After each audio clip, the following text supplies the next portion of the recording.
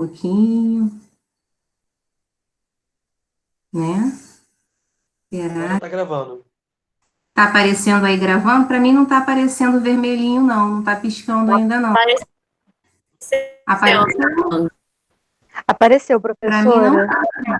É engraçado. Para mim tá processando ainda o gravando. Ah, agora foi, agora foi. Então, queridos, mais uma vez, boa tarde, tá? Obrigada pela participação de vocês aqui. Muito obrigada mesmo, prazer revê-los.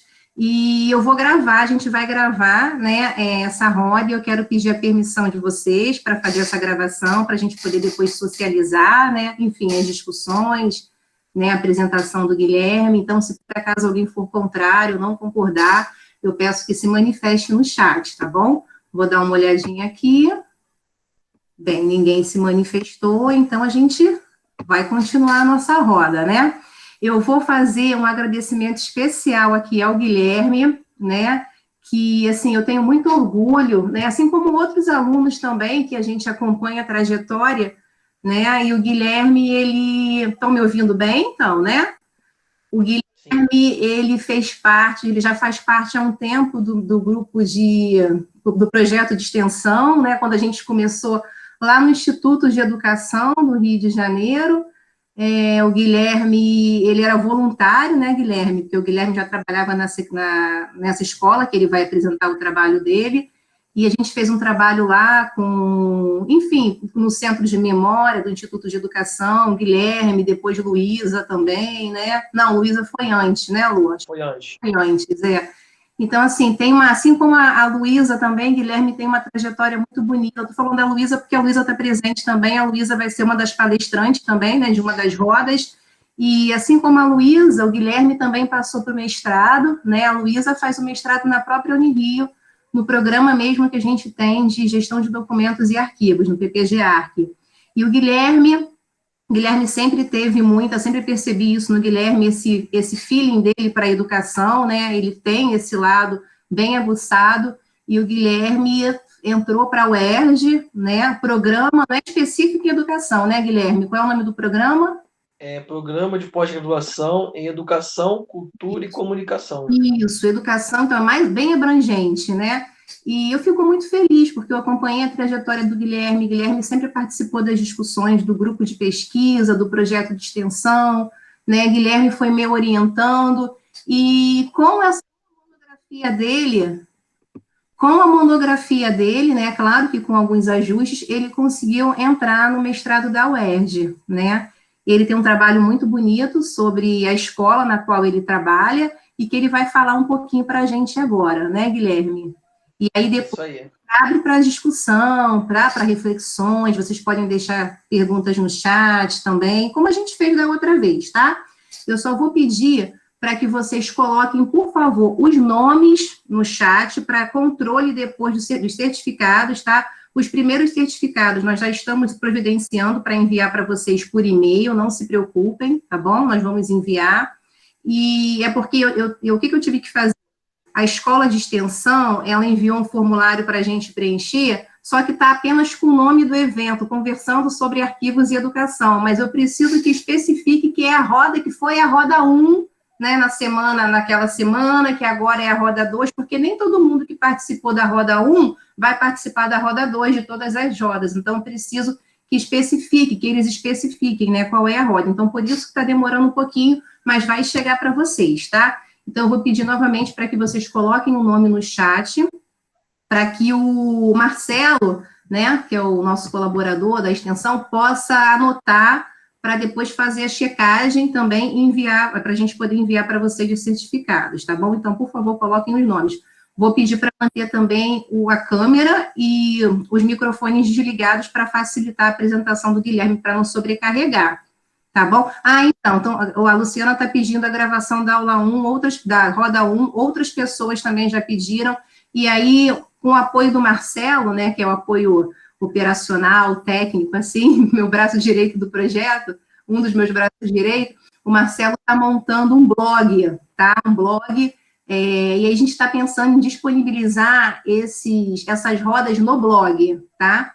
A gente tem até uma página também no Face, mas a gente acha interessante um blog contextualizando, né, a história do grupo, do projeto, os nossos objetivos, nossas linhas de pesquisa, enfim, deixar isso bonitinho no blog.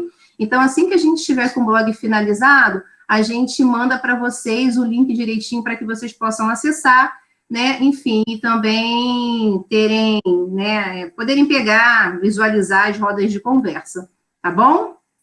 Então, vamos lá, Guilherme? Vamos lá.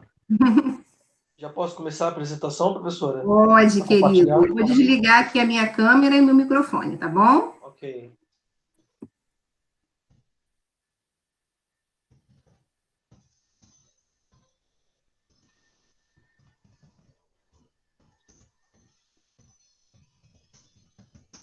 Vocês conseguem ver o slide? Tá. Sim, sim. Primeiramente, eu gostaria de agradecer à professora Priscila e a todos que estão presentes. No início, quando eu comecei minha graduação, arquivologia, e o que eu entendia sobre educação, porque eu já trabalhava desde 2012, eu iniciei em 2017, me formei no final do ano passado, e eu não entendia muito como que a arquivologia ela poderia se entrelaçar com a educação, como que eu poderia abordar aquilo. Eu via muita gente falando sobre documentos, sobre ditadura, sobre história, mas sobre educação eu não via muitos colegas compartilhando. Eu tinha algumas pessoas da pedagogia que me perguntavam: Ô, Guilherme, você é arquivista, você está fazendo arquivologia e você trabalha na educação. Como você pode aproveitar a sua graduação dentro do seu trabalho, né? E eu respondo: arquivologia é trabalhar com documentos, né? Você vai trabalhar com documentos que são produzidos a todo instante. E a escola é um lugar de produção, sim, de documentos também, né? Eu me formei ano passado, tentei fazer a prova para o mestrado para Rural e para o UERJ. Eu fui aprovado nos dois com o mesmo tema. Foi um prosseguimento, né, da minha monografia. Eu estou tentando eu pesquisei no início, né, sobre a importância dos registros documentais para a reconstrução da identidade dos sujeitos da Escola Municipal Friedenreich. Como que a Escola Municipal Friedenreich, que é uma escola que é localizada no Maracanã, ela pode usar os seus documentos, usar aquela produção de documentos para os seus futuros alunos ou para os mesmos alunos que estudam naquele ambiente. Porque eles entram na educação infantil de 4 anos, e saem no 5º ano do ensino fundamental. Então, eles ficam ali 7 anos na escola. E com certeza, a escola troca com esses sujeitos, com esses alunos. Esses alunos contribuem para a formação da identidade da escola, né? E a escola também contribui com a formação da identidade deles. É uma troca. Essa daí é a primeira foto da escola, que foi tirada na quadra.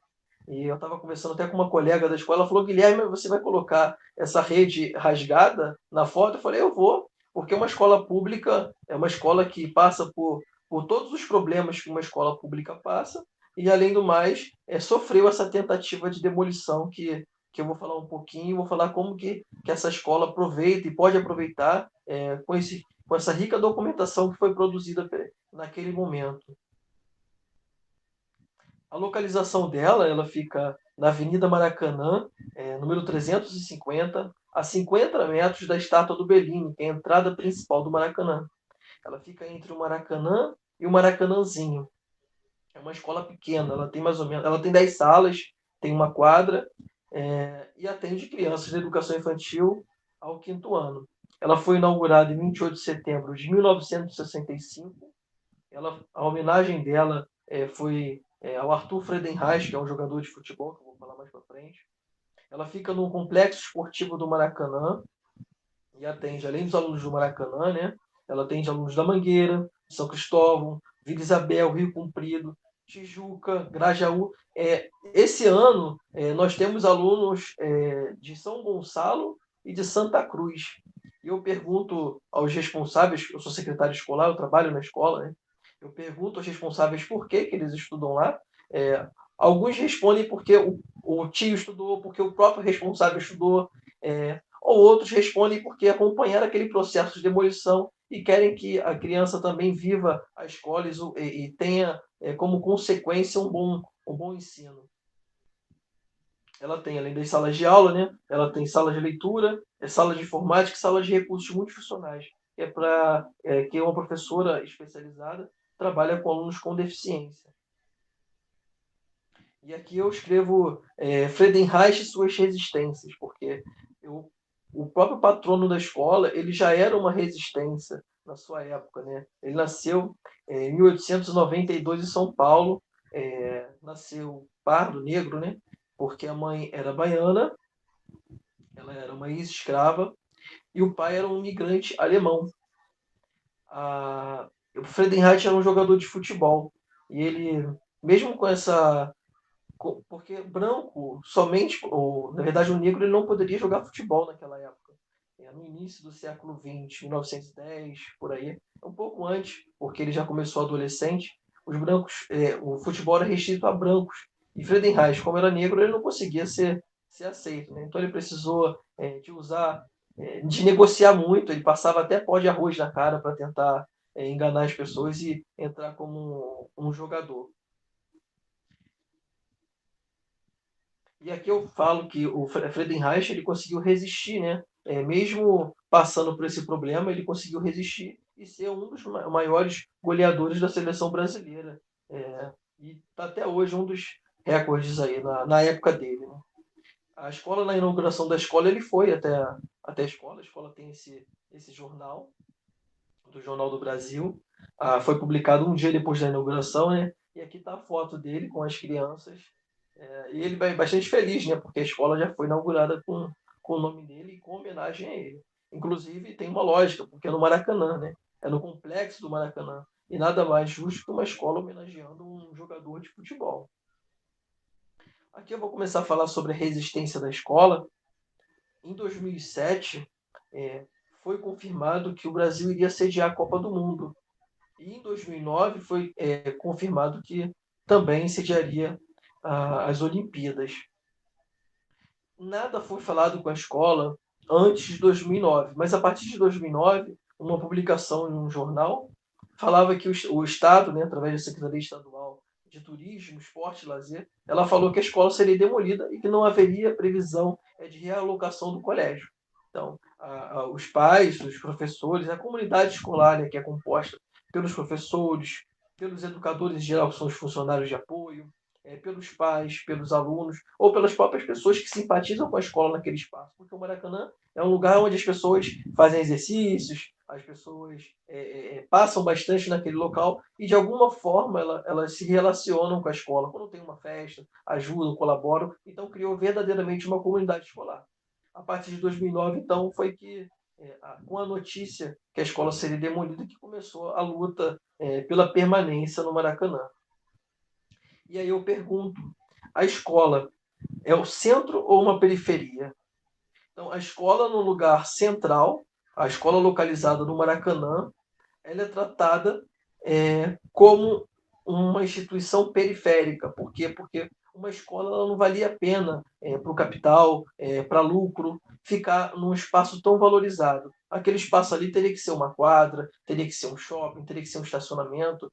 Foram várias desculpas que o Estado deu de onde ficaria a escola. Por que tirar a escola dali? Porque aquele espaço ali seria somente para o esporte. Então, o papel do Estado como fomentador de políticas públicas, visando o bem de sua população, não foi realizado de forma efetiva no Rio de Janeiro. Grupos econômicos se tornaram os próprios idealizadores de projetos para a sociedade, através de uma atuação forte na política. Assim, a Copa do Mundo e as Olimpíadas forneceram legitimidade para a atuação de grandes corporações ao explorarem tais localidades em troca de vantagens econômicas e políticas. Então, até os políticos da época, né, hoje em dia estão presos e acusados.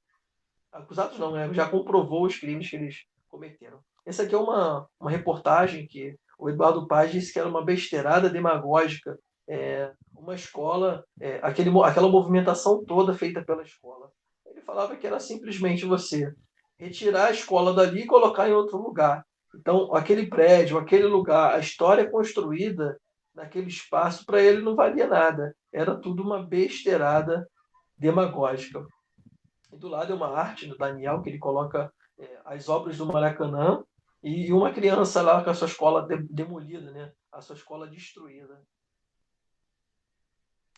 A escola ela usou as redes sociais porque era uma forma de você mostrar para a sociedade, uma forma da escola mostrar para a sociedade o que estava acontecendo naquele momento.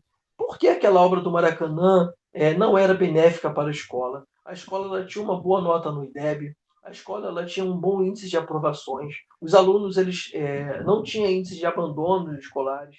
Então, por que remover uma escola que está dando certo? Uma escola já antiga, uma escola que antes era tombada, e o prefeito ele destombou, por meio de decreto, a escola.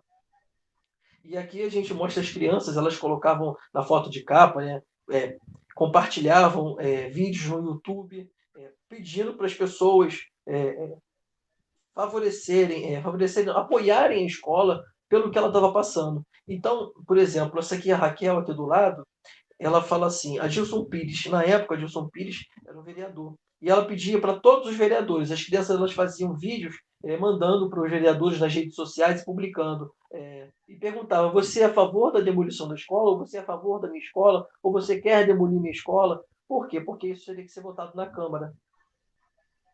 E aqui uma foto de capa que elas colocavam, eu estou com a Escola Municipal Friedenreich. Isso aqui é quando nós íamos à Câmara bater de gabinete em gabinete, pedindo aos vereadores para que votassem um outro projeto de tombamento da escola e que apoiasse a gente na luta. Nós fomos bastante vezes, tá até a minha fotinha aqui, pedindo às pessoas, pedindo aos vereadores, e inclusive até na própria praça da Câmara dos Vereadores, a gente ficava lá pedindo, botando cartazes, falando entregando panfletos, falando sobre a situação da escola. Isso chamou a atenção da imprensa. A partir dessa movimentação dos educadores, até na própria porta da escola, a imprensa começou a publicar bastante reportagens sobre a nossa luta. Nós nos juntamos com movimentos sociais, também teve o Meu Rio, que é uma rede que fiscaliza a prefeitura, que fiscaliza a Câmara, e conseguimos aumentar toda aquela proporção de apoio, né? E a gente ia, inclusive, nos Jogos do Maracanã, a gente ficava lá na Estátua do Berrini colocando cartazes e acreditamos que naquele momento a junção da escola com o Museu do Índio, por exemplo, o Júlio Delamare, o Célio de Barros, que também eram instituições que estavam sofrendo a retirada, né, remoção ali do Maracanã, para a gente ter um pouco mais força. Essa foto aqui ela é muito marcante, porque no dia 18 de dezembro, o projeto de lei que tombava a escola ele foi aprovado em primeira discussão. E foi muito difícil, porque faltava um voto só. E um vereador que não ia votar, a gente começou a gritar ele. Hoje em dia ele está até no TCM.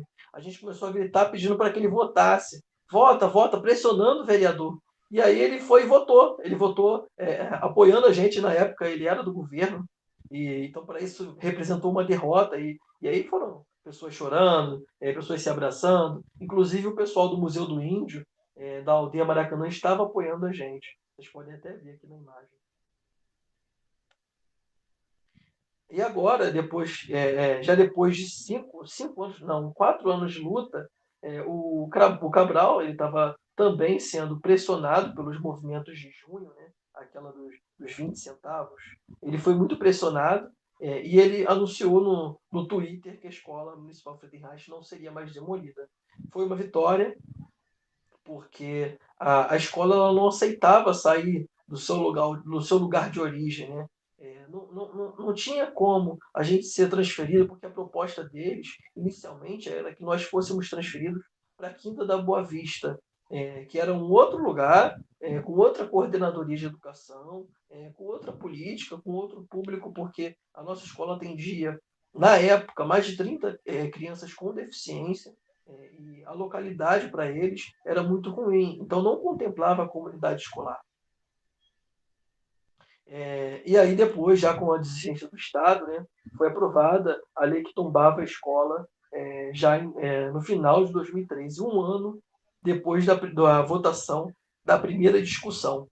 Essa aqui é uma imagem do Meu Rio que ele conseguiu colocar, que ele colocou no Facebook, que as pessoas compartilharam bastante. e que deu bastante acesso a todos. Eles teve um momento que eles colocavam o meu guardião, a gente colocava o telefone no site do Meu Rio e ficava uma câmera 24 horas para o portão da escola. Essa câmera ela ficava filmando com o intuito de chegasse alguém ali do governo e tentasse entrar na escola de madrugada, alguém avisasse. Então, se acontecesse alguma situação parecida, iria um alerta para todos os celulares e os apoiadores iriam para a escola. A ideia seria essa: ir para a escola defender o seu patrimônio. E milhares de pessoas se inscreveram para apoiar a escola na época. E aí eu me pergunto, eu compartilho com vocês, por que não demolir? O espaço físico necessita ancorar a formação de algum tipo de memória, mesmo que residual, fornecendo possibilidade de identificação do sujeito. Não há. E Pollack diz que a memória é seletiva. Nem tudo fica registrado. A memória é um fenômeno construído. Então, aquele espaço ali, ele não poderia ser demolido porque eu estou conversando, eu estou discutindo o direito à cidade. O direito à educação é o direito à cidade também. A criança ela não pode ter uma escola simplesmente demolida por interesses econômicos. E todo aquele legado, e toda aquela construção feita. Aqui eu falo um pouco sobre os registros documentais, que a escola ela tem orgulho de colocar. Tem algumas coisas que não são colocadas, como eu vou passar aqui mais para frente, por medo, porque tem alguns responsáveis que são novos, não entendem, ou essa questão de briga política, falam besteira, falam que a escola tem responsável que ainda não reconhece a escola, isso é verdade, mas a maioria reconhece toda a luta que a escola teve, e isso daqui é uma coisa que fica grudado na parede da escola, mostrando o tombamento da escola. Isso aqui foi uma homenagem que a Comissão de Defesa dos Direitos Humanos e Cidadania da LERJ ela deu para a escola, é um quadro. Esse quadro aqui é muito polêmico, por isso que ele não fica exposto na escola. Esse quadro, na verdade, ele fica comigo, porque não tem quem cuide disso lá. Isso é uma coisa que a gente pode até discutir sobre o cuidado com a documentação, né? É uma homenagem das lutas de 2013 e a escola ela se fez presente nesse espaço aí. Eu acredito que a permanência dela deve muito a toda a mobilização que a sociedade fez sobre a escola. Esse aqui é um abaixo-assinado com mais de 3.500. Esse aqui não, esse aqui é uma moção de apoio. Mas a gente teve um abaixo-assinado com mais de 3.500 assinaturas. Ele fica na escola, fica no arquivo da escola. Nós temos muitas atas de reunião com o Ministério Público, Defensoria Pública, o Sindicato dos Professores e os diversos movimentos sociais. Temos convites para audiências públicas também, que ocorreram sobre a escola. E também temos muitas notícias. Entre 2009 e 2013, a gente tem mais de 100 notícias publicadas em jornais de grandes circulações que citavam a escola. Então, naquela época, você não via nenhuma escola com o seu nome estampado, mais que a Friedenreich. E aí a gente vem sobre as reflexões sobre memória e identidade. Podemos, portanto, dizer que a memória é um elemento constituinte do sentimento de identidade, tanto individual como coletiva, na medida em que ela é também um fator extremamente importante do sentimento de continuidade, de coerência de uma pessoa ou de um grupo em sua reconstrução em si. Narrar-se é um mecanismo para o registro e o compartilhamento de lembranças que são colocados no presente para conferir sentidos e reconhecimentos. Transmitir essas narrativas para os sujeitos é fundamental para o despertar de sentimentos que vinculem o homem àquele lugar, criando uma construção identitária. Nós temos na escola avós, pais, tios, sobrinhos, pessoas que já estudaram na escola e vem a sua criança dar continuidade àquilo. Então tem criança que já conhece a escola mesmo sem ir, porque o pai já falou que tem um aquário que está desde a década de 70 na escola, porque o pai falou que tem tantas salas, porque o pai falou como é que funciona, a mãe falou como que funciona o refeitório. Então essa ligação entre as famílias e a escola ela é muito próxima. Isso cria um vínculo. A criança ela está lá, ela vem da creche já com 4 anos, com uma expectativa de estudar naquele ambiente que a família dela já conhece. Então, isso é muito importante sobre a construção de uma memória, de uma identidade. É isso. Muito obrigado. Guia, obrigada pela apresentação, a gente que agradece, muito rica mesmo, né? É uma apresentação que mexe com a gente, eu acho que mexe com vários sentimentos da gente também, né? Tem essa questão quando o Guilherme... Na verdade, eu vou começar assim, eu tenho vários pontos para colocar, né? Mas deixar marcado o quanto essa escola ela apresenta essa característica de resistência, né? E isso, assim, sempre me impressionou muito, porque essa resistência, essa percepção da resistência, ela está muito aguçada, muito intensa na narrativa do Guilherme. Quando eu conheci o Guilherme começou a conversar comigo sobre a escola, eu via isso muito impregnado no Guilherme, e aí resolvi, falei, não, ele tem que escrever sobre isso, ele tem essa necessidade, ele precisa, né? Eu acho que a monografia dele, e agora, se Deus quiser, a dissertação dele, vão ser documentos também de resistência, vão retratar essa resistência, né? E a gente percebe no trabalho dele o quanto, né, os registros escolares, a memória, a identidade, né, como eles estão entrelaçados, né? Existe um entrelaçamento ali que a gente percebe que isso está muito marcado nesses documentos, né? Que esses documentos têm uma marca muito forte dessa resistência.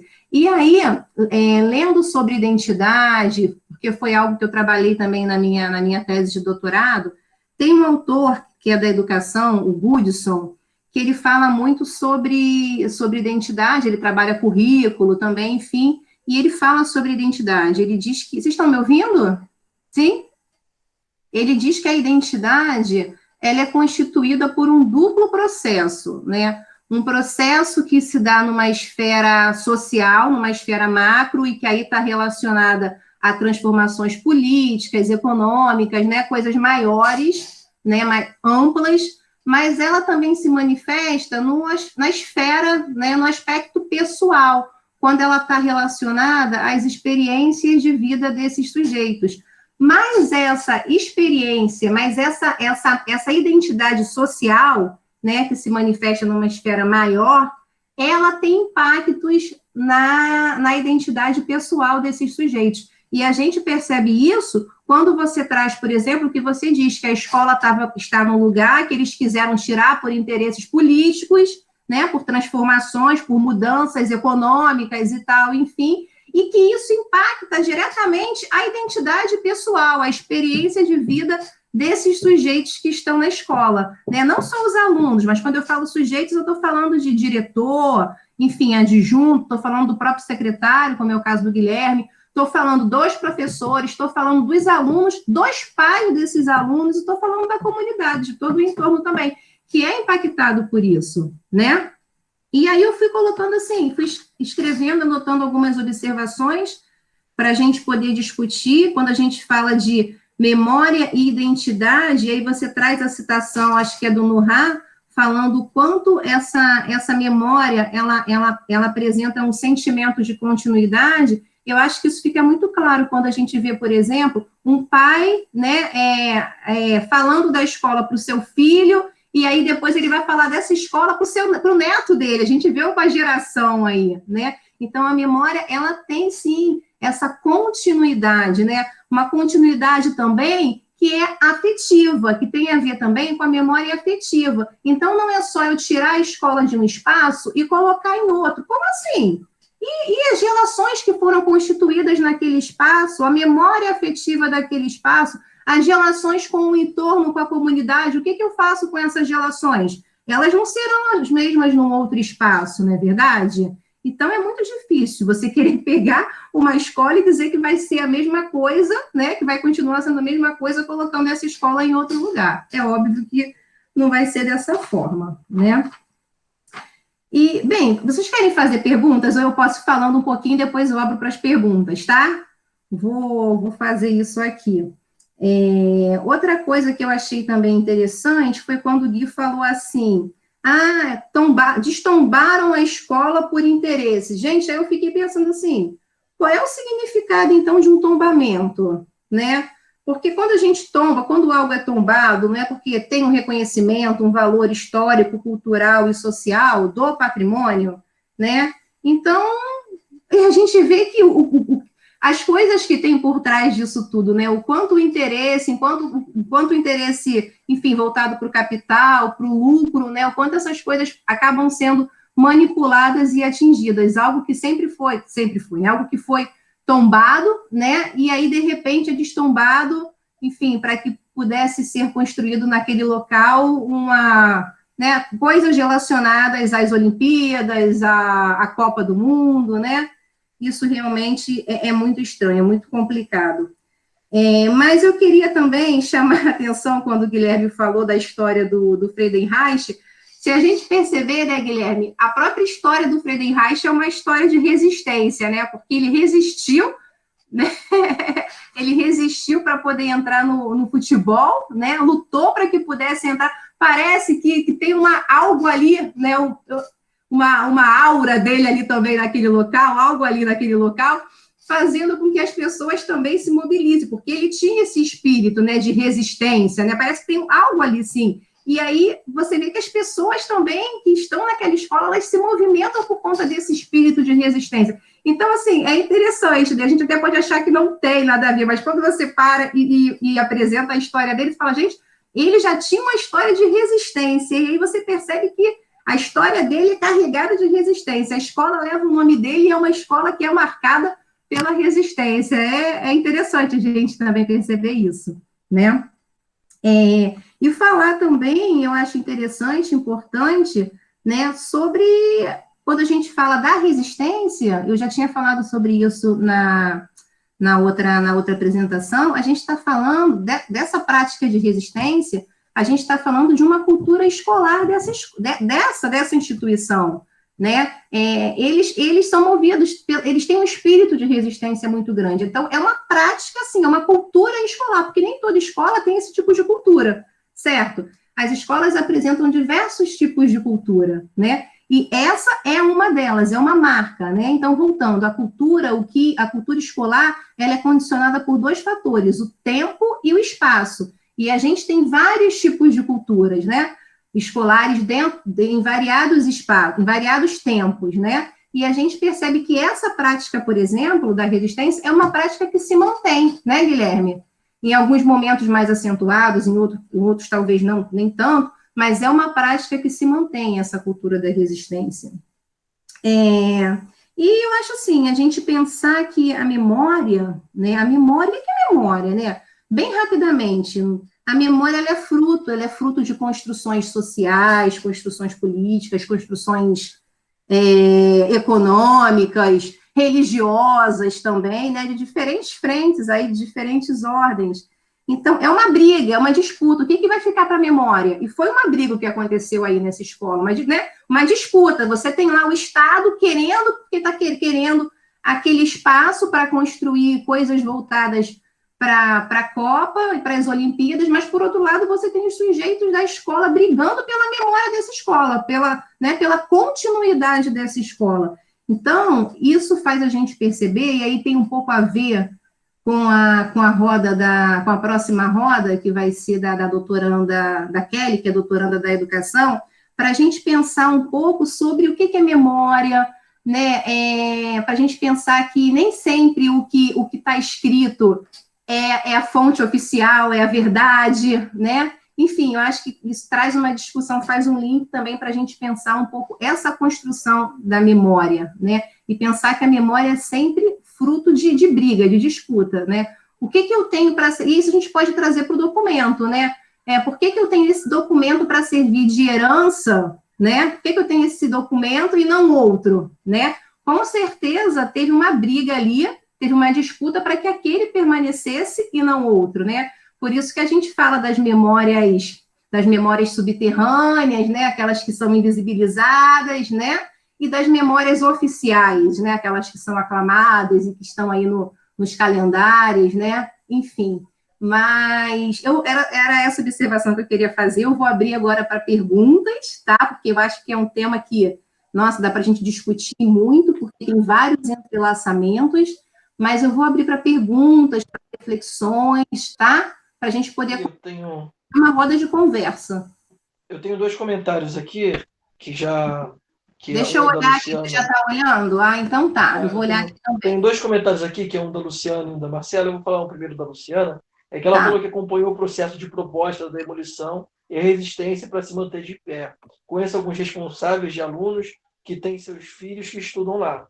É referência de ensino e muitos alunos de lá passaram em concurso, inclusive o Colégio Pedro II. Lá na escola, a partir desse processo de demolição, nós tivemos um número de alunos aprovados muito grande.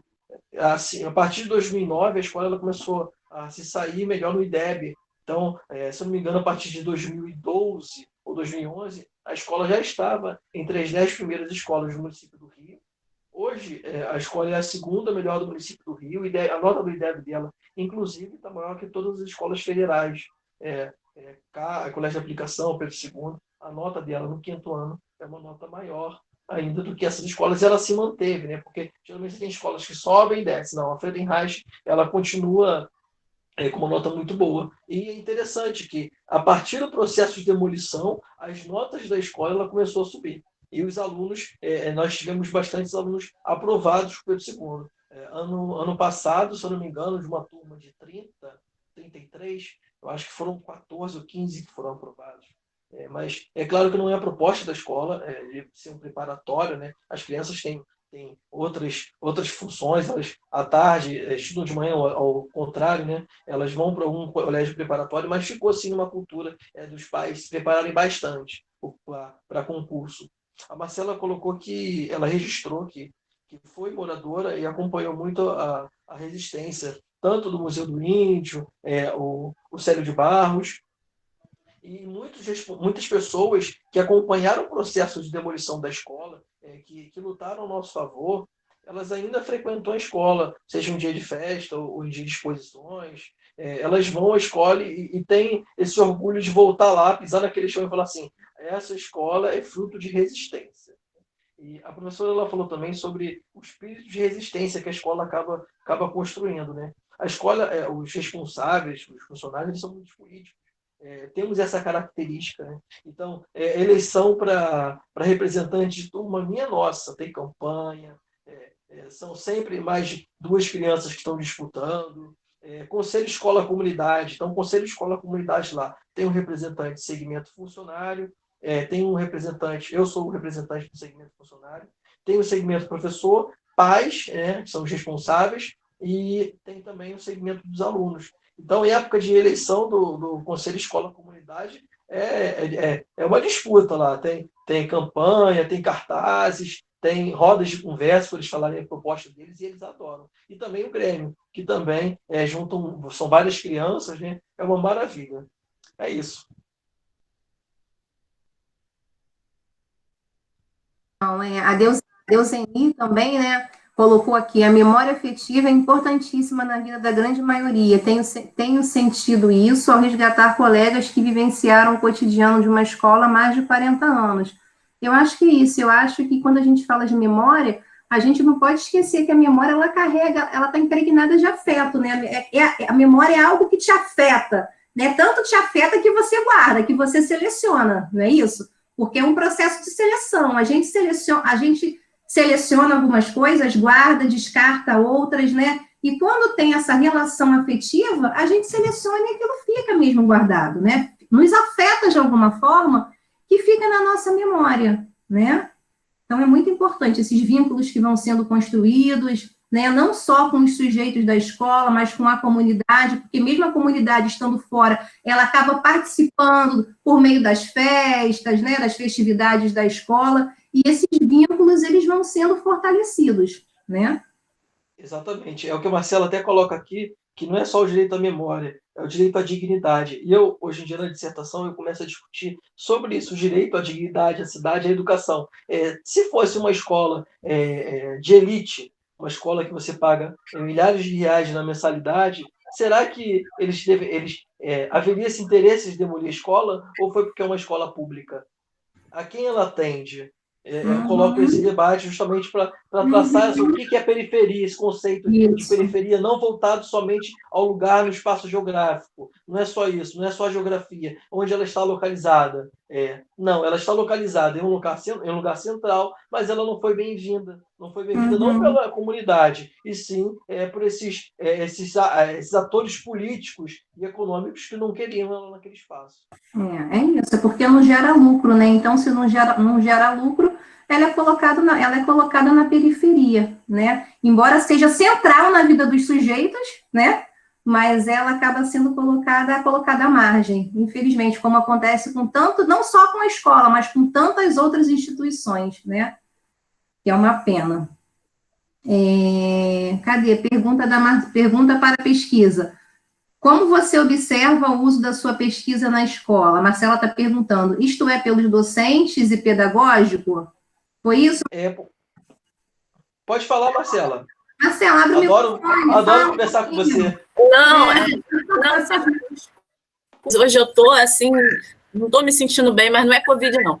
Olha só, primeiro, a Priscila já tinha falado da sua pesquisa, eu nunca tinha tido esse momento como estou tendo agora para ouvir você. O que eu quis, na verdade, não deu para eu dizer escrevendo, é que eu estava no processo que eu estava grávida do meu filho, ou seja, meu filho vai fazer 10 anos. E assim, eu caminhava de manhã, antes de trabalhar, tipo 6h30 da manhã, então eu via as crianças chegando, né? Aquele parquinho que tinha do Célio de Barro, tinha um peixinho. Às vezes eu observava que as mães que tinham filhos que iam para a escola, deixava lá no raste, mas ia com o bebezinho brincar. Enfim, aquela luta foi uma luta assim, muito importante, uma vitória da educação, mas é importante a gente, todos nós participarmos, né? E aí, quando e aí eu estou vendo que é uma pesquisa de fôlego, não é de agora, você lá na foto mais novo, etc. Como é que você observa, não é para agora, mas assim, para colocar uma pulga atrás da orelha?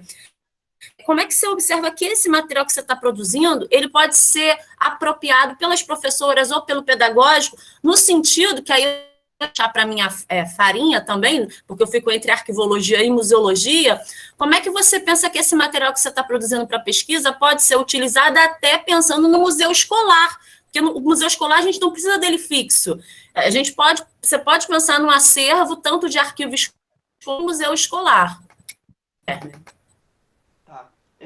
Sobre a questão política da escola, como você falou, teve um momento que eles trancaram a escola, então a entrada era 7h15, e na hora da entrada você tinha um cadeado no portão sem selo da escola.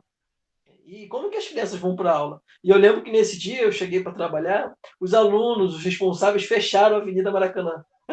Então não entrava, não passava carro, não passava moto, e até alguém chegar lá e abrir o portão. E as aulas começaram, já era 8h30 da manhã, mas começou a aula sim, porque os responsáveis foram para o meio da rua e abriram.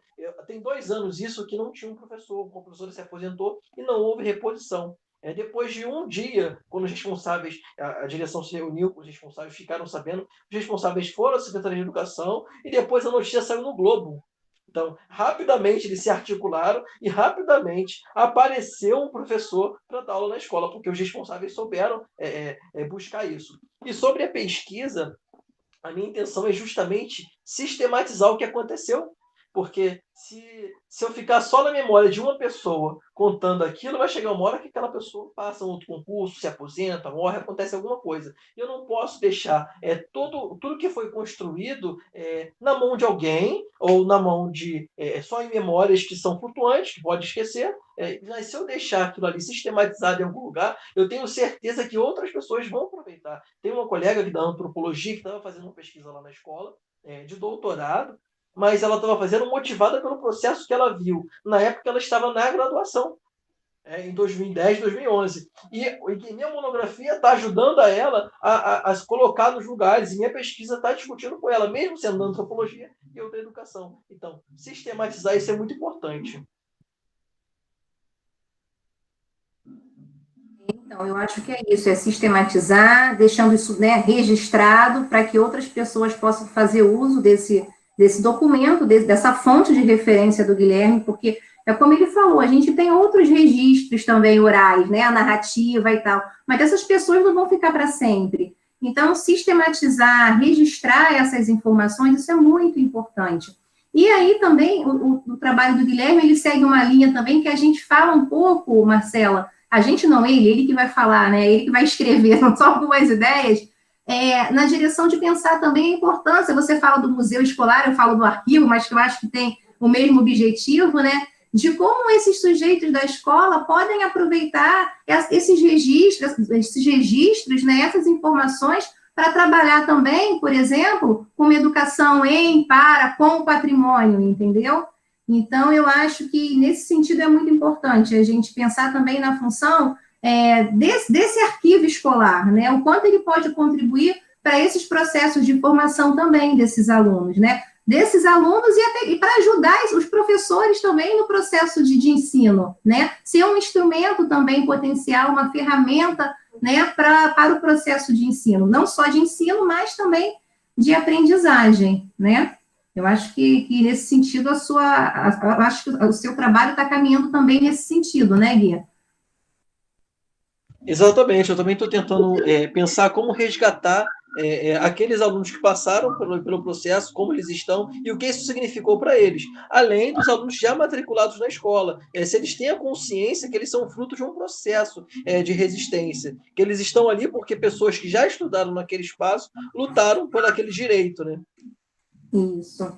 E assim, no trabalho do Guilherme, a gente vê, eu lembro um pouco das minhas aulas de metodologia, porque eu sempre falo, né, eu acho que tem até aluno aqui de metodologia, né, que eu sempre falo que às vezes tem uma preocupação, eu não sei como vai surgir o meu problema de pesquisa, a professora fala um problema, eu falo, eu não posso falar um problema, porque o problema, ele vai surgir, aluno, da sua trajetória, né, o objeto, ele é uma extensão do sujeito, e aí eu vejo isso, assim, muito claro no trabalho do Guilherme, né, o quanto esse objeto de estudo, de investigação, é uma extensão da experiência dele enquanto sujeito dessa escola, né? Enquanto uma pessoa que está envolvida com essas práticas escolares. Então, isso fica, assim, muito claro para mim, né? O quanto o objeto, a problemática, ela tem a ver com a trajetória, com os problemas, com aquilo que inquieta o sujeito ao longo da sua vida. Às vezes não é nem daquele momento que ele está vivendo, mas que já inquietou em algum momento, né? E isso fica muito claro no seu trabalho, esse processo, assim, metodológico fica muito claro, né? E é muito bom. E aí, pessoal? Lu, pode falar, liga o microfone, Luciana, e fala. Eu estou aqui me contorcendo aqui na cadeira, porque você está falando de um tema super interessante, né? Porque você principalmente está valorizando aí a participação dos responsáveis, né? Na construção da memória da escola, que é uma coisa, assim, que eu acho muito importante, né? E realmente eu acompanhei de longe, porque acho que eu já conversei com você, né? Lá do grupo, né? Que eu participo lá do Colégio Pedro II, da construção lá há muitos anos, né? Da representação de responsáveis, né? E eu conheço muitos responsáveis também por causa disso, por causa do engajamento político, né? Que eles participaram dessa luta, né? E muitos dos filhos hoje estudam lá, né? Passam. E quando eu falei dessa questão, eu não falei da questão da proposta, porque é justamente isso que eu acho interessante, porque o colégio não tem proposta, não é proposta de fazer cursinho, preparatório, nada disso. Mas pela forma, né, da importância, né, da educação pública, e essa escola é referência nisso, né, de que é uma escola que fica ali na Zona Norte, ali na Tijuca, né, tem um poder aquisitivo, então muitos alunos que estudam nessa escola pública, nem sempre, porque tem uma característica de quem estuda em colégio público, principalmente da prefeitura, né, ou do Estado, são alunos pobres, e às vezes não é a coisa da valorização do bem público, né? Todos deveriam estudar em colégio público, é o que eu sempre falo, todas as escolas tinham que ser referência.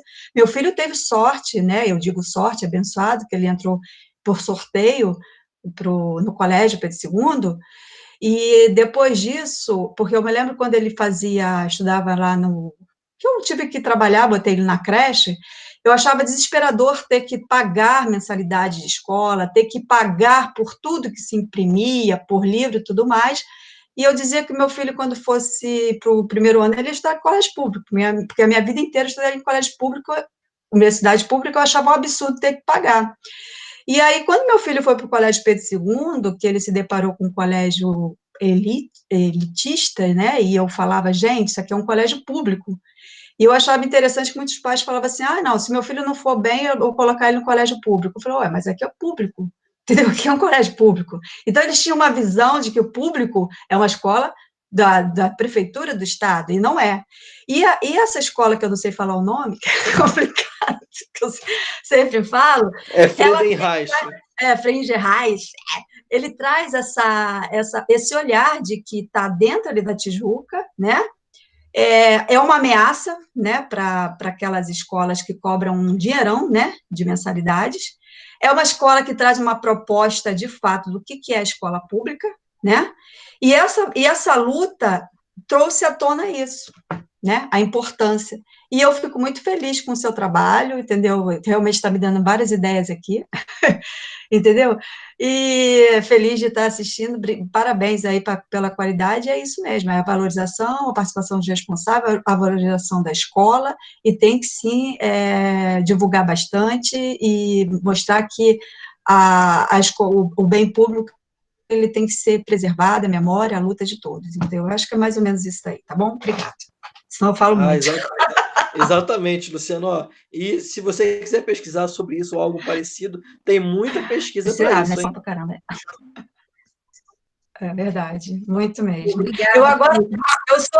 Eu sou arquivista com você e agora estou fazendo pedagogia, né? E aí eu vou juntar aí as duas. Você se viu um pouco representada nessa fala do Guilherme. Você sempre esteve muito engajada, né? Lá nos movimentos dos pais e tudo, né? Então, eu pensei nisso, o quanto essa fala dele não te representou em um certo momento, né? Não, eu fico feliz, Priscila, porque o que acontece? Quando a gente vai nesses espaços da educação, porque eu passeio, né, vou em audiência pública, dificilmente fala de responsáveis, não fala dos pais. Eu já fiz várias falas, inclusive, gente, vocês falam tanto do docente, do aluno, dos grêmios, mas os responsáveis, vocês não têm tanto que na escola, quando houve o projeto da escola sem partido, eu falava que a gente criou também um coletivo, a gente criou um coletivo que era a CP2 Diverso Democrático, que era um coletivo para se contrapor a esses pais da escola sem partido, porque da forma com que eles falavam nas audiências, parecia que só eles tinham a voz, que só eles queriam. Os pais da escola pública estão desesperados porque o filho está ensinando isso. E a gente falava, gente, o que é isso? A gente vai ficar aqui calado? Então a gente ia a Brasília, a gente criou também esse movimento para mostrar que há responsáveis, sim, como da escola, que eu não sei falar o nome, que eu vou ficar treinando. Então, tinham responsáveis como que lutam, que valorizam a educação, que valorizam o espaço público, que valorizam os projetos políticos pedagógicos de igualdade e tudo mais, né, que se trabalha, e você fazer esse trabalho e mostrar principalmente a questão do responsável me deixou realmente muito feliz, e a Priscila me conhece, sabe que... E é isso mesmo, porque lá no Pedro II a gente bate com isso.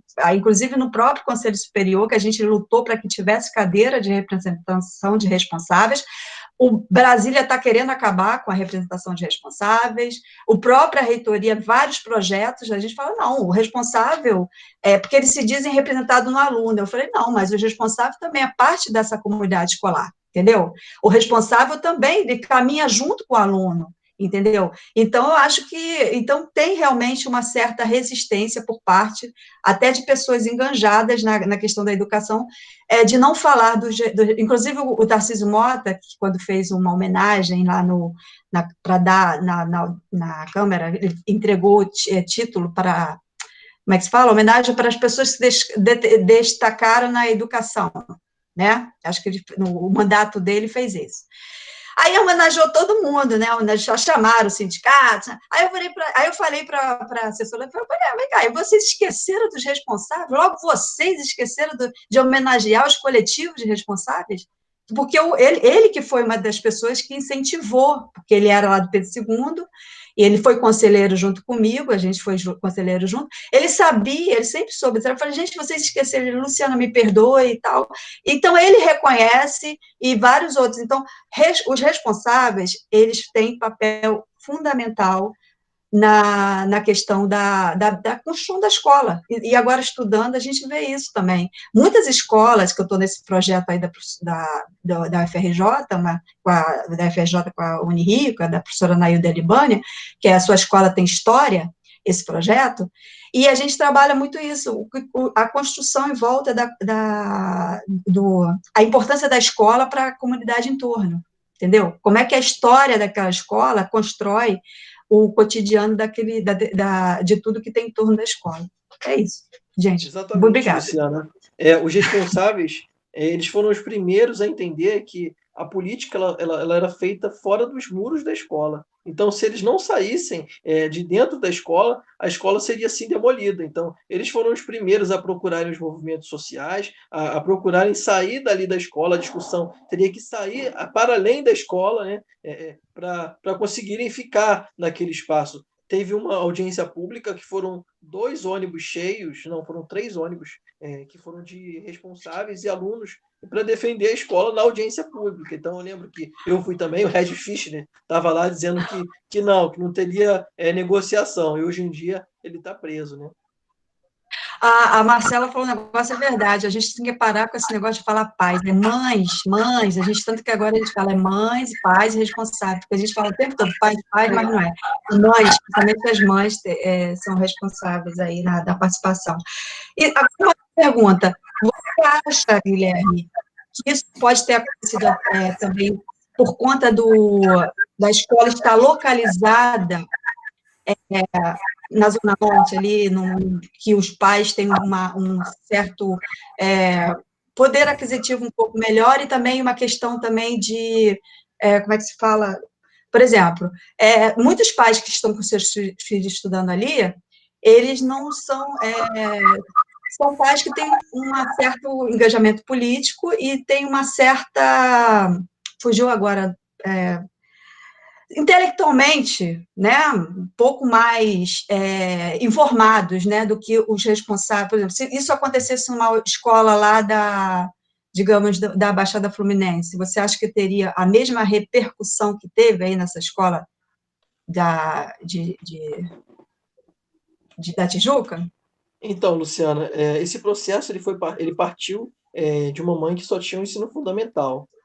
A escola, ela mesmo estando na Tijuca, é uma escola que é pública, é uma escola heterogênea, que recebe alunos de diversas localidades. Nós temos responsáveis que são doutores, mas a nossa maioria dos responsáveis, eles têm até o ensino médio. Então, é uma escola pública. É uma escola pública que é aí que a gente começa a discutir sobre cultura, que surgiu, sim, uma resistência, uma cultura na escola de resistir politicamente e de se colocar nas discussões. Então, lá na escola, por exemplo, você não tem um responsável que é chamado só para resolver a festinha de final de ano ou a formatura das criancinhas. Não. O responsável, ele se faz presente como tomador de decisão também, junto com a direção. Eles se colocaram nisso, e isso vai passando, porque assim, um responsável que pegou aquele processo de 2012, 2013, saiu agora em 2018, mas ele continuou na escola, então ele continuou falando sobre isso, ele continuou se colocando, e os responsáveis que chegaram depois dele vão aprendendo também, né? E aí começa essa cultura deles. Mas em relação a poder aquisitivo, não. Tem pessoas que realmente têm poder aquisitivo elevado, mas a maioria não. E, inclusive, essas pessoas com poder aquisitivo elevado foram as primeiras a retirarem as crianças na época da demolição. Por quê? Porque a gente entrava na lama. Então, os pais que resistiram com a gente, não. Foram aqueles que foram para a rua sem medo e aprendendo a fazer política. Não, isso é importante. Sim, esse dado é muito importante, porque a gente tem muito problema lá no Colégio Pedro II da representação também por conta disso. A gente tem, por exemplo, meu filho estuda em São Cristóvão, e São Cristóvão é um campo mais geograficamente bem localizado. Tem crianças que estudam, que moram na favela, que estudam com uma criança que o pai é um desembargador, entendeu? Então, tem toda uma construção. Agora, a gente tem problema com escolas mais afastadas, tipo Maitá, Centro, entendeu? Que já tem um grupo de responsável que tem uma outra visão de escola, tipo, como se a escola fosse ali, não um espaço público, como de fato tem que ser, mas é como se a escola fosse, os profissionais estão empregado deles, é uma extensão dos santos da vida, que eles não tiveram dinheiro para pagar os santos da vida, então eles colocam seus filhos ali, querem ditar as regras, tal, então tem uma problemática. Então, esse dado que você trouxe é muito importante, realmente, a questão do pertencimento à escola pública e a importância dela no contexto da educação pública mesmo, a valorização. Exatamente. Parabéns, A escola é tão política que você não imagina na última eleição, que agora não está tendo aula, né? Mas a gente tinha criança gritando fora Bolsonaro, sala de aula. A professora entrou em sala de aula, tá as crianças em cima da cadeira, fora Bolsonaro, fora Bolsonaro. E aí? Isso não foi dado pela criança, né? Até não fala isso não, responsáveis. não fala isso não, que a escola sem partido vai bater lá, hein? Então, daqui a por pouco isso vão mesmo, tirar até explicar para outros responsáveis que não fomos nós que ensinamos isso, foi a própria outra criança... Nossa, vão tirar o olhar lá do Pedro II, vão passar a fazer piquete aí. Então, mas pegando um pouco o gancho do que a Luciana falou, que ela te fez uma pergunta, se isso fosse na Baixada, você acha que seria da mesma forma? E aí vou pegar o gancho também do que a Marcela colocou aqui, a escola possui a cultura da gestão participativa. Eu acho que mesmo sendo na Baixada, se a escola possuir, no caso, uma cultura de gestão participativa, esse espírito de luta, de reivindicação, né, de resistência, vai acontecer. Agora, eu acho que depende, sim, desses sujeitos que circulam a escola, entendeu? Eles têm esse espírito de luta. Isso é uma cultura da escola, porque no caso da Friedenreich, né, a gente percebe que tem esse sentimento de continuidade, né? Essa gestão participativa, ela vai num contínuo, né? Num contínuo. Mas, então, assim, eu acho que se for uma escola na Baixada ou em qualquer outro bairro, mas que tenha esse sentimento, essa gestão participativa, isso vai acontecer. Como também a gente já viu outros problemas também em escolas que não são da Baixada, né, que estão no centro, né, ou em outras regiões que não são na Baixada, mas que não tem esse espírito de gestão participativa. Então, eu acho que independe do espaço, né, depende, sim, dessa cultura, dessa consciência de participação, de luta, de reivindicação, de manifestação, né? E que isso tem que acontecer desde o pequenininho, né? Você tem que mostrar para o pequenininho, desde a educação infantil, o quanto isso é importante, o quanto a gente precisa, assim, brigar, reivindicar pelos nossos direitos, né? Isso é fundamental. Estando numa escola pública ou numa escola particular, a gente tem direitos também, né? Então, a gente tem que reivindicar por esses direitos, né? E não eu lembro do meu filho pequenininho, estava naqueles 10% do PIB, o meu filho foi e colocou lá, porque a gestão, você falou um ponto, a direção tinha esse incentivo da participação. E aí meu filho botou aqui no mural, dizendo, pelos 10% do PIB. Ele tinha 7 anos, 8 anos de idade. Entendeu? Ele colocou isso. Professora, teve uma... Sobre a questão da pergunta se fosse na Zona Oeste, teve um processo no governo passado que a ideia seria educação infantil pré-escola em uma escola, depois primeiro ao terceiro, depois do quarto e quinto, e depois escolas de anos finais. Então, iriam separar. Então, tinha muita escola que iria perder algumas turmas. E isso foi repensado porque os pais, eles resistiram. Então, os pais, nós não queremos, a nossa escola não tem essa cultura. A nossa escola recebe de criança da pré-escola até o 5º ano. Então, nós queremos continuar com isso. E caiu essa ideia foi por ralo. Sobre a pergunta da Marcela, ela perguntou se tem grêmio estudantil. Sim, a partir do 3º ano, são feitas eleições de 3 em 3 anos junto com a equipe de direção. Então, fica 3º, 4º e 5º anos como o Grêmio, aí sai o 5º ano, tem outra eleição para Grêmio. Ótimo, né? E outro dado que você trouxe importante também, Guilherme, é porque sempre tem chapas, né? Sempre tem. Você não tem, por exemplo, uma única chapa, né? Isso é muito, muito chato, né? Eu vejo isso, assim, por experiência, enfim, né, que na própria universidade e tal, quando você não tem 2 chapas, né, mais de 2 chapas concorrendo, você tem apenas uma, e aí aquela vai ser aquela e pronto, né? Então, como é importante a gente constituir chapas, né, mostrar as nossas opiniões, os nossos, enfim, o que a gente pensa, as nossas reflexões, né? E quando você tem uma chapa, né, a Luciana está colocando aqui, a direção é eleita, porque é aquela e pronto, você não tem uma outra para competir, você não tem como saber, você não tem como conhecer outras propostas, né? Então, isso é importante. Você vê, a escola tem um espírito de resistência, de luta tão grande, que, peraí, não pode ser uma chapa só. A gente tem várias chapas, você falou, aí tem proposta do Grêmio também, entendeu? Então, isso é muito importante, né? Apresentar essas possibilidades, porque não é uma possibilidade, mas você tem várias possibilidades e você vai escolher aquela que você acha melhor, né? Isso é muito... Sim, sobre o que a Luciana colocou, eu não entendi. Eu acho que ela perguntou se a direção da escola é eleita. Tem sim, Luciana. Isso, eu quero saber se a direção é eleita.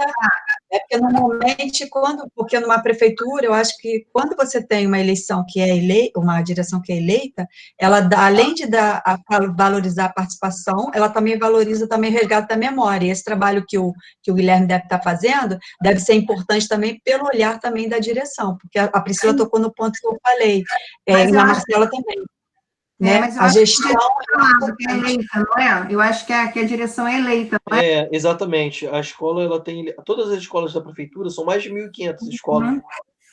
Elas têm eleição ao mandato, né, de 3 anos. Agora prorrogou por causa da pandemia, que a gente estaria em época de eleição. Então, qualquer professor da rede ele pode se candidatar para determinada escola. Então, a diretora não precisa ser professora dessa escola para tentar uma candidatura. Mas lá na escola, a gente tem uma direção que está lá já tem bastante tempo, mas ela é eleita, ela tem um respaldo, né? A comunidade escolar vota sim ou não. Se o não ganhar, a direção não pode tomar posse. Tem que vir outra pessoa com outra proposta para assumir o cargo. Então, tem eleição sim. Inclusive, é um momento de muito debate, porque junto com no mesmo período do Conselho Escola-Comunidade. Então, como se fosse o prefeito buscando os vereadores, o diretor lá, ele não consegue tomar muitas decisões sem o SEC. Então, quando acontece algum problema na escola, ou quando tem algum momento de decisão, o SEC ele é convocado, o Conselho Escola-Comunidade é convocado para deliberar determinadas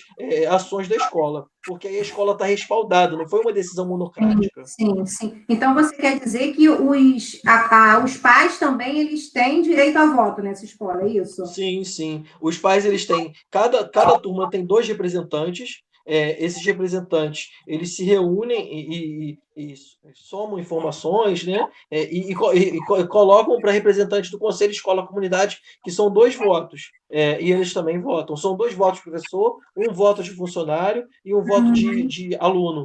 Então, isso é colocado lá, e no caso, se não ganharem nesses votos, tem que ser pensado outra proposta. É bem interessante, é bem democrático mesmo o processo lá. Gente, não, é bem legal, bem parecido lá que a gente trabalha lá no Pedro II também, a gente luta para implantar.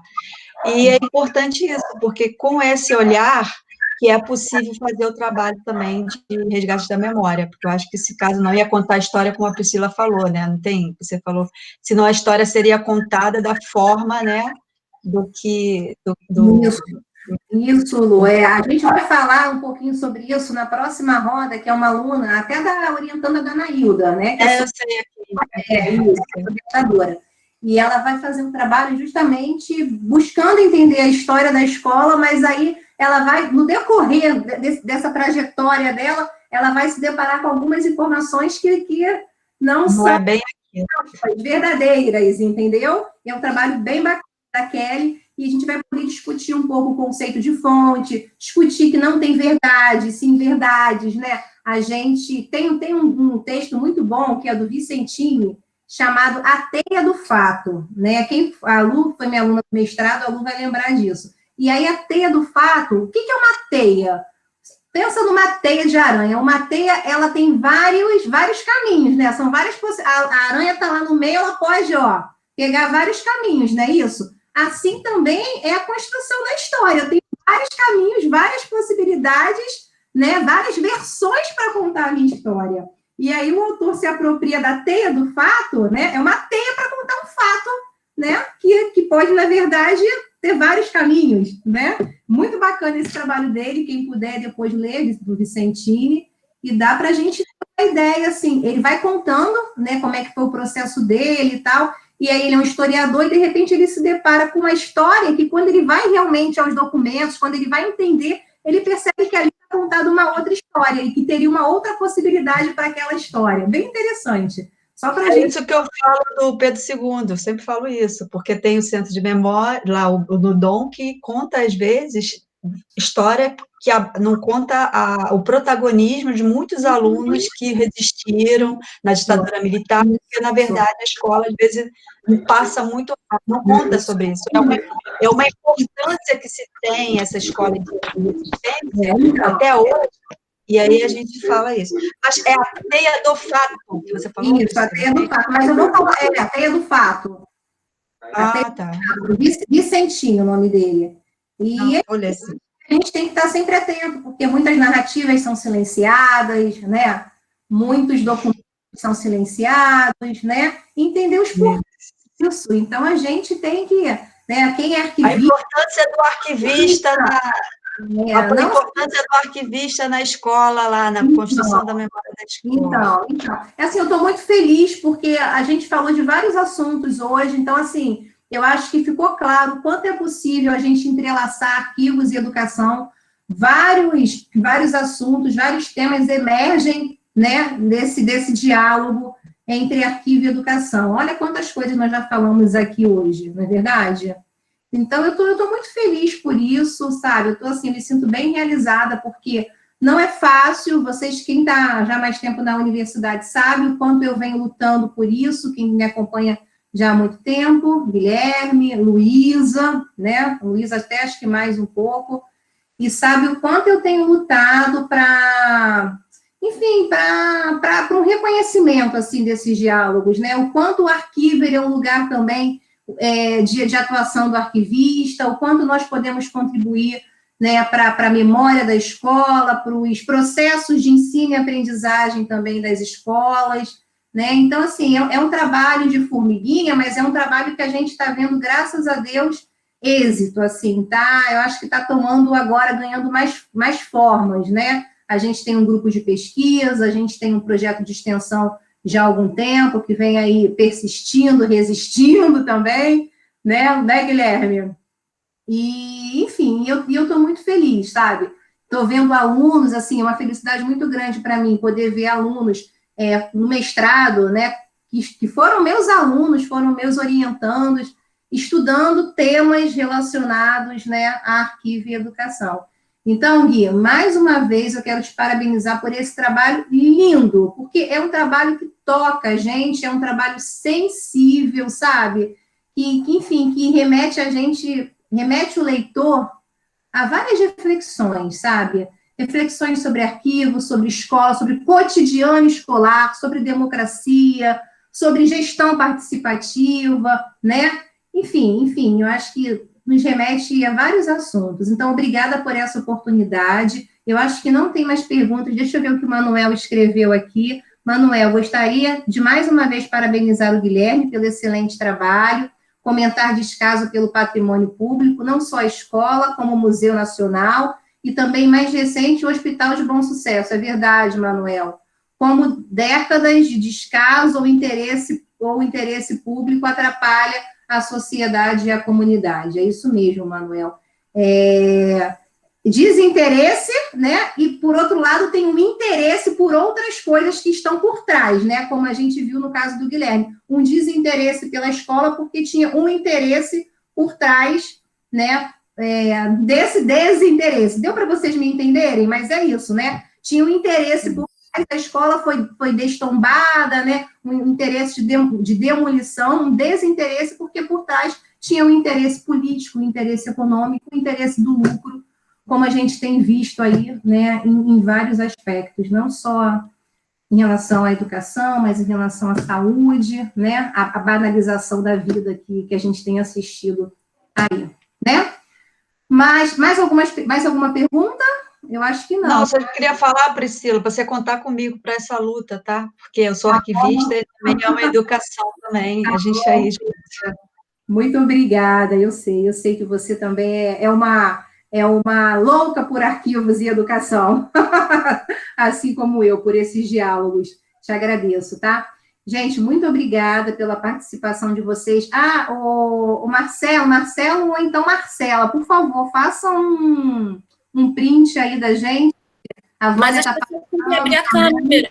também. A Delceni, Marcelo, faz aí um print para a gente, então. A Delceni também gostou da roda foi muito satisfatória com a questão da identidade e resistência. Então, por favor... O pessoal tem que abrir a câmera todo mundo. As câmeras, por favor, Outra coisa, não percam a próxima roda, vou fazer propaganda da próxima roda, vai ser muito interessante também, que vai tratar dessa questão das fontes, ela vai falar do processo dela de pesquisa lá no Instituto Benjamin Constant, né, e vai dar uma ideia, isso que eu falei das fontes, vai ficar bem claro quando ela começar a explicar o processo dela, quando ela se deparou com algumas fontes e que ela viu que não eram as fontes ditas como verdadeiras, né? Então, vale a pena a gente assistir também, tá? A apresentação da Kelly, e depois tem a apresentação da Luísa, que está participando aqui também, me orientando, que a gente também não pode perder, tá? Então, olha, muito obrigada mais uma vez pela participação de vocês, Guilherme, show, sabe? Você é um querido, muito obrigada, por nos proporcionar um momento tão bom, assim, de tantas reflexões.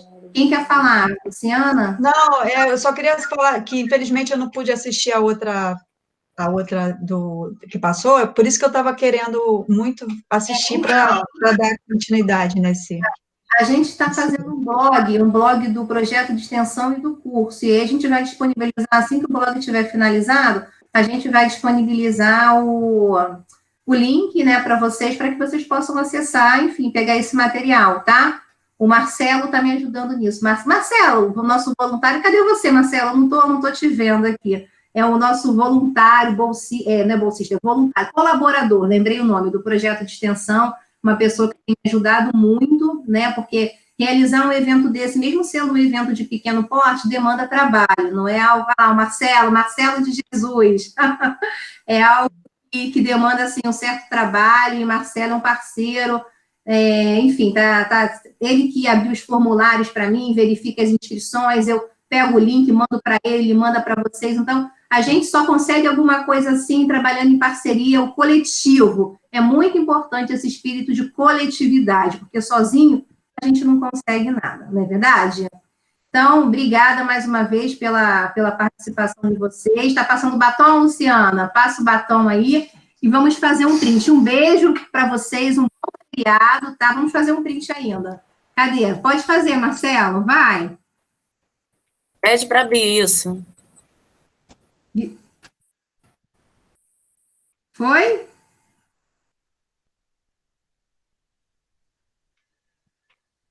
Foi, Marcelo? Dá um ok aí. Faz um dedinho. Oi, então tá. Gente, muito obrigada pela participação. Tchau, gente. Um beijo. Até na próxima roda, hein? Beijo, bom final de semana, bom feriado. Tchau, tchau. Tchau, tchau. Abraço. Tchau, tchau.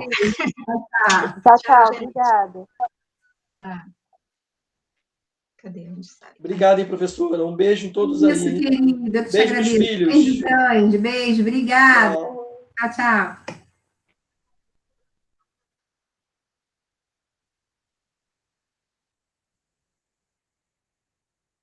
Tchau, Jefferson. Tchau, Bruna. Beijos, beijos. Tchau, Marcelo.